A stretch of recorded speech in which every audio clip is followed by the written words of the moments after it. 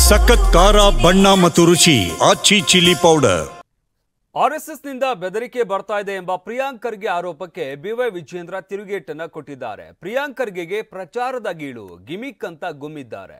ಇನ್ನು ಕೇಂದ್ರ ಸಚಿವ ವಿ ಸೋಮಣ್ಣ ಅಬ್ಬರಿಸಿದ್ದು ಆರ್ಎಸ್ಎಸ್ ಅನ್ನೋ ಭೂತವನ್ನ ಜನರೇ ಬಿಡಿಸ್ತಾರೆ ಅಂತ ಟಾಂಗ್ ಕೊಟ್ಟಿದ್ದಾರೆ. ಅವರು ರಾಜ್ಯದ ಮಂತ್ರಿ, ಅವ್ರ ಕೈಲೇ ಇಂಟೆಲಿಜೆನ್ಸಿ ಇದೆ, ಅವ್ರ ಕೈಲೇ ಎಲ್ಲ ಥರದಲ್ಲೂ ಇದೆ.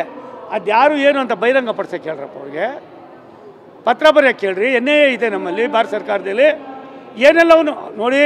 ಯಾವುದೇ ಒಬ್ಬ ವ್ಯಕ್ತಿಯನ್ನು ಎಲ್ಲೋ ಒಂದು ಕಡೆ ಅವ್ರ ಭಾಷಣ ಅವ್ರ ಬದಲಾವಣೆ ಆಗಲಿ ಅಂತ ಹೇಳ್ತೀವಿ ವಿನಾ ಬೆದರಿಕೆ ಕರೆ ಮತ್ತೊಂದು ಕರೆ ಇವರೇ ಯಾರ ಕೈಲೇ ಹೇಳಿ ಮಾಡಿಸ್ಕೊಂಡಿರ್ತಾರೆ ಏನೋ ಗೊತ್ತಿಲ್ಲ. ಇನ್ನು ತಮ್ಮ ಇಲಾಖೆಯ ಸಾಧನೆ ಬಗ್ಗೆ ಪ್ರಿಯಾಂಕ ಖರ್ಗೆ ಅವರು ಮಾತಾಡಲಿ.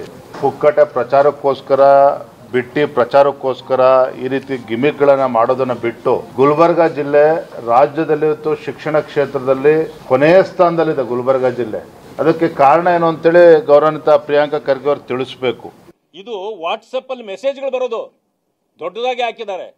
ಏನು ಗೊತ್ತಾ, ಛಲವಾದಿ ನಾರಾಯಣ ಸ್ವಾಮಿ ಈ ST ಸೇರ್ಪಡೆಗೆ ವಿರೋಧ ಮಾಡಿದ್ರೆ ನಿನ್ನ ಜೀವಂತ ಸುಟ್ಟು ಬಿಡ್ತೇವೆ ಅಂತ ಹಾಕಿದ್ದಾರೆ. ಏನ್ರಿ ನಾಟಕ ಕಂಪನಿ ಇದೆಲ್ಲ ಪ್ರಚಾರಕ್ಕಾಗಿ ಸ್ಟಂಟ್ಗಳಿವು. ಒಂದನೇ ದಿನ ಹೋಯ್ತು ಹೆಡ್ಲೈನು, ಅರೆ ಎರಡನೇ ದಿನ ಇಟ್ಕೋಬೇಕು. ಅವ್ರಿಗೆಲ್ಲ ಬಹಳ ದೊಡ್ಡವರು ಅವ್ರಿಗೆ ಯಾರು ಥ್ರೆಟ್ ಮಾಡ್ತಾರೆ? ಅವರಿಂದ ರಾಜ್ಯಕ್ಕೆ ರಕ್ಷಣೆ ಬೇಕಾಗಿದೆ.